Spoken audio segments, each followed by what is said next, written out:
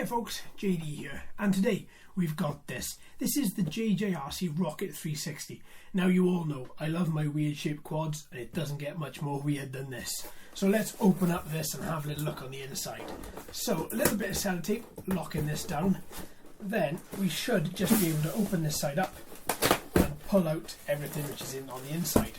Now on the inside we have a polystyrene brick that houses the quadcopter and all the accessories. So let's move that out of the way, like that. And then look, there's so much sellotape on here. Sellotape down this side and down this side here, so you can't actually open up the box. There's our manual sitting on the top, so let's take that out and have a look at that. There's also, undo this. Can I just flip that back? Yes, I can. Nice. Ooh, that had a nice feeling to the transmitter, that did. Right. Oh, that is very weird. That is very strange. Right. Let's get to everything in a minute. Let's first of all look at the delights that is this JJRC rocket. So, we have 4 fold up propeller arms, and you fold them out just by lifting them up and they click into place. To release them, you have these 4, there we are, 1, 2, 3, 4 little switches that you just push down and the arms bend in like that. Very nice, very easy, very straightforward. It does take a little bit to click them out, so put a bit of pressure behind them when you open them. So let's start off normally with the front of the quad, which would be this bit. Here we have a camera lens.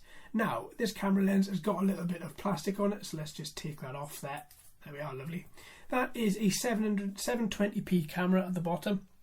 It has got a 90-degree angle of movement. I think it's motorized. It feels... I don't know. No, that's not motorized. You have to position that yourself. So whether you want it in the middle or whether you want it down a little bit, it's entirely up to you. I'll see what the weather conditions are like tomorrow as to how I angle that. As we come further up, we've got this nice JJRC branding in the middle here, and then we've got what looks like an on and off button at the bottom.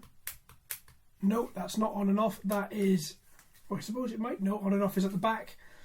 That is a little release catch, by the look of it, that releases the top of this from this little angle here. I'll double check that because that's quite strange to have that just sitting there. Now, as you come up, you've got this square contraption at the top here, which houses the propeller arms. So pretty much this is your propeller arm body. Now, as we had a little look at how to retract and how to open up those arms, this square bit is really, really thick. And it houses all the electronics for these particular motors. Now these motors are brushed. Let me just position these a little bit better. So you can see here the motors are sideways mounted motors. They're all brushed, all 4 of them. And attached to them are these really flimsy, very flimsy propellers. Now flimsy propellers are normally pretty good.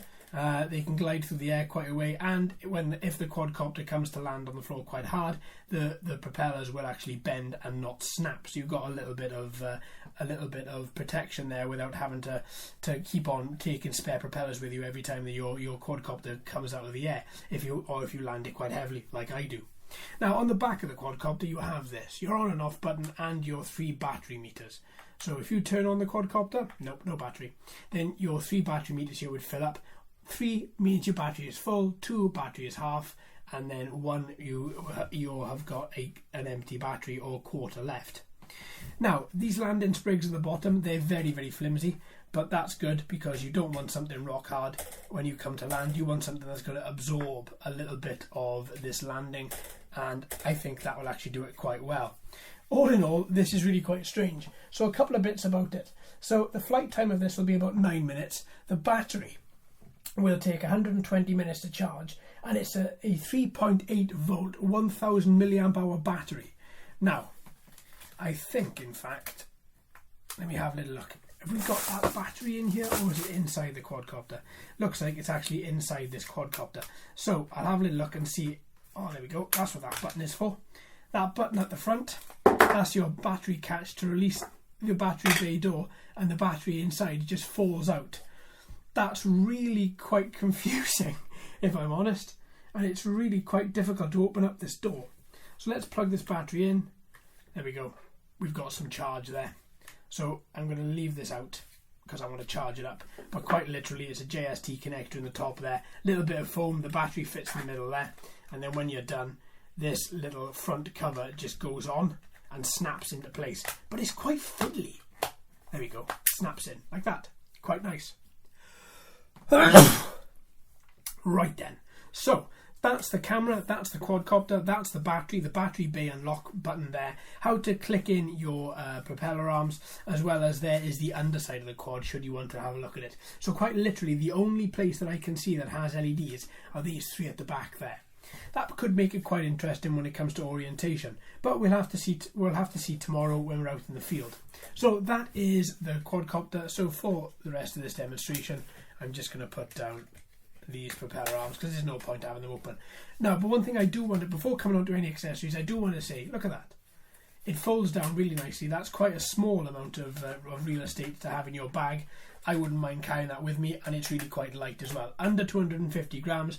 With your battery, it's 160 grams. So that's not terrible. That's not terrible at all. Okay, let's move that to one side. Now we have this absolute chunky beast. That is the transmitter. So altitude hold, as I'm sure you've seen. One thing this doesn't have is optical flow. And I would have thought something like this would have had optical flow. It's a little bit remiss, I think. So we have our standard transmitter buttons here. We've got our trim buttons to the right and then to the left. We have auto takeoff, auto landing. We've got headless mode. We've got picture and video mode. We've got loads of different buttons here. As you can see, a lot of them are multifunction because you've got these two buttons here. So you'd have click once for say headless mode and click and hold for the other function. That's what you're going to have to do. It does beep, so you are going to have a read of the manual and figure out what those beeps do mean. Then likewise we have the power button in the middle, power LED at the top, and a lanyard holder there should you want to use it.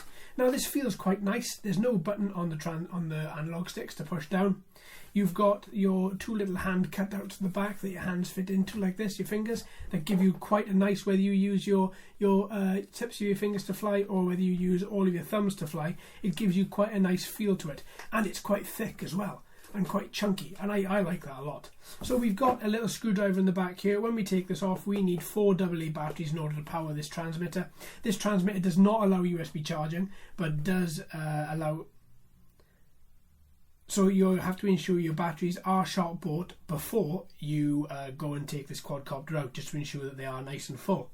Okay, so that's the transmitter. Feels quite soft. You've got 2 buttons at the top as well. Out of all these buttons on here, the top 2 feel actually really thin thin plastic on a very big spring is how they feel, whereas the rest of the buttons actually have quite a nice feel to them. Yeah, it feels alright. There we are, that's not too bad. And you have your antenna sticking out the top, not folding like this, like SEMA's transmitters, just a little stubby analog antenna there, and that's, to be honest, that's all you need. You don't need anything else, because this is quite a short flyer at about 100 meters being its top RC distance. Okay, so that's the transmitter. Let's put that back. Let's look at these accessories. So you have your USB charger, you have 4 propeller guards, as well as you have your 4 spare propellers there, and a little screwdriver. That's quite neat. Now, one thing I did miss, I did forget to put on this FPV boom. Now this FPV boom just slides onto the top of the antenna. You've got a little bump there which fits into the back of the transmitter. So once you put it on, you should hear a click when it goes on. There we go. And that lets you know that you're in solid, and that really is solid.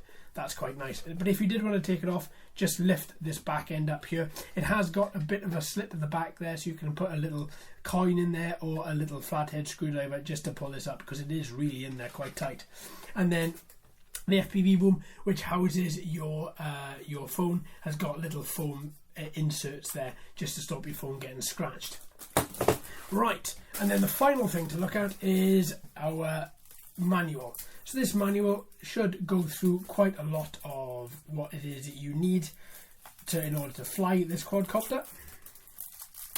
Let's just open this up. So you've got your standard JJRC AR Master Shooter in there, and then likewise in this small book you've got how to fly with your transmitter, how to fly with your smartphone, what all the buttons do, as well as how to initiate headless mode, return to home, especially how to get your JJRC app using the QR codes here, and what the password is, there isn't one, in order to connect to your quadcopter when you take it out, as well as what all the buttons do for your smartphone as well. So really quite nice, quite detailed, goes into quite a lot of detail there. So if I were you, I would give this a read before you take this out.